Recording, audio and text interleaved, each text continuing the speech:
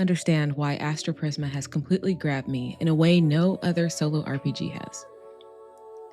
This wasn't just a honeymoon phase, and it's not just the novelty of a new system. Over the course of 5 months, starting in November of last year and wrapping up in this past April, I poured 20 sessions into this game. It is officially the longest running solo campaign I have ever played. A lot of the initial draw comes down to the aesthetic. If you love cold, stylish, slightly grimy sci-fi that captures the exact spirit of the 90s Ghost in the Shell film, this world immediately hits the mark. The visual identity is incredible. Every single page features graphic design that is just beautifully executed, and the color palette is awesome too. And if you're going to spend dozens of hours looking at a book during a solo campaign, you need to love what you're looking at. At least, that's what I think. But, again, looks only get a game so far. The real reason this system works so well for my solo brain comes down to a fundamental philosophy in its design. With a lot of solo titles, the rules ask you to be a game designer while you play. They give you sometimes vague, artsy prompts and expect you to invent the narrative meaning out of thin air. And Astroprisma doesn't do that. The game does the heavy lifting. The game acts as the engine. I'm just making decisions inside of it, reacting to the pressure it creates, and discovering the outcomes. I'm playing the game, not designing it while I play. To get this campaign running, I set up a digital dashboard in Owlbear Rodeo. I used it to handle the day-to-day management of the universe, tracking my ship's position on the hex map, rolling combat dice, and keeping tabs on changing values like experience points or credits, health, energy, stuff like that. It kept the logistics clean and straightforward without ever getting bogged down in excessive crunch. And having that clear visual for the initiative order during tense encounters proved to be very useful. Now, the protagonist of this 20-session journey was my character Gray. She started her journey completely alone, with the standard 20 health and 20 energy, but what makes Gray unique right from the start is her origin. Instead of choosing one of the character options from the core rulebook, I pulled from an expansion zine called Genesis, in order to make her a cyborg.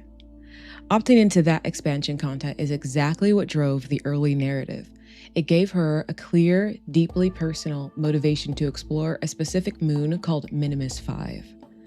Gray was searching for answers about why she was suddenly activated after all this time, looking into her past as a piece of legacy hardware. Looking back, this setup directly led to the most memorable moment of the entire campaign during Session 2. Gray managed to speak directly to the cyborg prophet, the leader of the Synth Arc, and she received some incredible answers about her destiny and her future journey. Learning that she wasn't meant to be a servant, but to discover her own desire. That single conversation completely solidified her motivation and shaped the path she took for the rest of the campaign. Now, at its core, Astroprisma is a sci-fi hex crawl, and that structural framework is exactly what gives the game its forward momentum. When you play solo, one of the biggest hurdles is hitting a wall where you don't know what happens next. This game solves that completely. You are navigating a concrete system. You move your ship into a hex, you roll on the exploration tables, and the game tells you exactly what is there. Things happen because you physically entered a space, not because you had to suddenly be inspired to write a plot point. But you could if you wanted to. The underlying engine relies on a D10 system that handles difficulty beautifully. Instead of tracking a dozen mathematical modifiers on top of every roll, you are frequently rolling against a challenge die. This design keeps the outcomes incredibly uncertain without ever becoming fiddly or slowing down the pace of play. Where this engine truly shines, though, is in combat. If you have played enough solo RPGs, you know how quickly combat can turn into sort of a boring slog where enemies just repeat the exact same attack every single time. Astroprisma avoids this trap entirely by giving every single enemy archetype a dedicated D10 behavior table. Every round, you roll on that table to determine the enemy's actions. Even when you think you know an adversary well, you never truly know what they are about to execute next. That constant element of surprise is critical. at least for me, for keeping solo combat engaging. You also learn very quickly that the game does not scale to protect you. The enemy tiers range from relatively easy to flat out terrifying, and the universe will happily let you wander into something way above your weight class. I felt the weight of that unmerciful design during my first session. In my first session, Gray touched down at an underwater prison on the aquatic planet called Neve. I chose to aid the guards against a prisoner revolt, throwing me into a fight with the guerrilla commander and a rebel fighter. The behavior tables keep the pressure incredibly high, bypassing my thin defenses and quickly dropping Gray to critical health. I had to abandon the mission and flee the planet just to survive. But when the mechanics and emergent story align, the payoff is spectacular. In Session 2, Gray infiltrated the ruined Empyrean laboratories on Minimus 5 through the ventilation shafts to avoid hostile patrols. Using the game's clean Oracle system, I probed into her background and discovered a great narrative twist. Gray was actually centuries old, and she was legacy hardware, reactivated by a failing facility. That narrative discovery collided directly with a high-stakes mechanical challenge in the facility's biochemical laboratory. Gray faced off against a level 3 Medusa cyber terrorist. In the end, I earned the valuable experience points, unlocked a highly powerful charge attack modification for my Halo discs, and uploaded a brand new Hydra hack to my deck. That is the loop that kept me hooked for 20 sessions. You explore, the system pushes back with genuine mechanical teeth, and your upgrades feel absolutely vital because the galaxy feels genuinely dangerous. Beyond the exploration, the setting really comes alive through the faction system. Early on, when Gray pledged her allegiance to the Syntharch, it wasn't just a narrative flavor choice. It instantly altered how the rest of the galaxy reacted to her. Astroprisma tracks faction favor mechanically, meaning your reputation fluctuates constantly based on your actions. When your favor rises with one group, it drops with another, creating a persistent organic tension across the stars. Power is always shifting, so nothing in the sandbox feels static. What I love most is that your choices ripple outward through concrete mechanics. I didn't have to manually narrate the political consequences of my decisions or do the heavy lifting to make the world react. The system just handles it for you. And that dynamic universe is a huge part of why I stayed invested. But what truly elevates this game to a 20-session masterpiece is how it handles expansions. If you play the base game completely raw for months, I can see how maybe the standard hex crawl loop might eventually slip into a bit of monotony.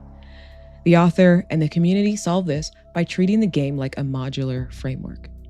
Every 3 or 4 sessions, I opted to plug in a piece of new content.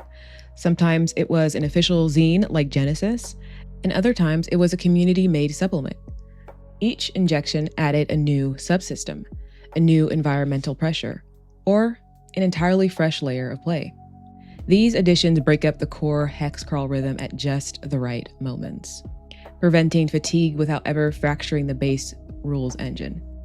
It turns the game into an evolving experience, which is why I hit 20 sessions and still felt like I had a massive galaxy left to see. But that epic finale brings me to the primary reason my journey with Astroprisma finally came to a halt: the late game power scaling. By the time I hit session 17 and 18, Team Indigo was just fundamentally overpowered. Team Indigo is the name of the crew I eventually accrued. I had outfitted my ship with a quantum system for teleportation and an Aegis generator for shields. We were literally one-shotting enemy ships for multiple sessions in a row without taking a single point of hull damage. During one encounter, my Ogre missile slammed a Titan for 18 damage, which would have instantly vaporized it if the boss didn't have a specific skill to prevent instant death. The system can still occasionally catch you off guard with specialized hazards, but the desperate survival element definitely evaporates once your build peaks. That scaling trap is worth keeping in mind for long campaigns, alongside a couple other minor friction points.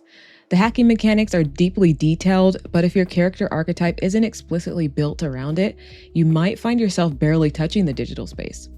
I also found that the default scrap economy was a bit too scarce for my liking during the mid-game progression. Fortunately, Solo games are a personal sandbox, and the absolute best thing about Astroprisma is how little effort it takes to tweak. And also, when it comes to character progression, the experience points are definitely useful for buying upgrades, but I do wish there were more explicit narrative unlocks tied directly to them. I would love to see moments where reaching a specific landmark milestone of total earned experience automatically unlocks a hidden system event, or even makes a rare item type available at settlements. Now for me, I fixed the scrap scarcity with a simple house rule. After every successful combat encounter, I rolled a d6 for extra salvage. And that was it, done. I didn't have to rewrite entire rulebooks or invent complex custom systems to make the game fun. Overall, the core architecture provides 90% of a perfect experience entirely on its own, and the minor adjustments I implemented felt completely effortless.